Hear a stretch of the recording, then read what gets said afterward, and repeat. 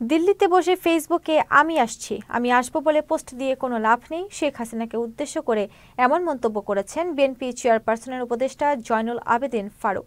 রোববার বিকেলে সেনবাগ উপজেলা কেশরপাড় ইউনিয়ন জিয়া স্মৃতি সংসদ অফিস উদ্বোধনকালে তিনি এসব কথা বলেন।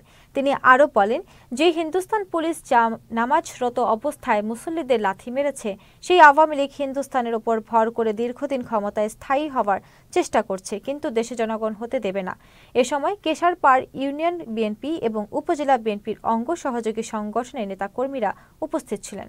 আওয়ামী লীগ হিন্দুস্তানের উপর ভর করে বাংলাদেশে ক্ষমতায় টিকে থাকার যে স্বপ্ন, সেই স্বপ্ন সম্পূর্ণভাবে শেষ হয়ে গেছে 5 আগস্ট খোকন মুগ্ধে রক্তে।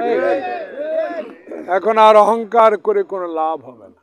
দিল্লিতে বসে ফেসবুকে আর ইউটিউবে আমি আসবো, কোনো লাভ নাই, কোনোদিনও সম্ভব না।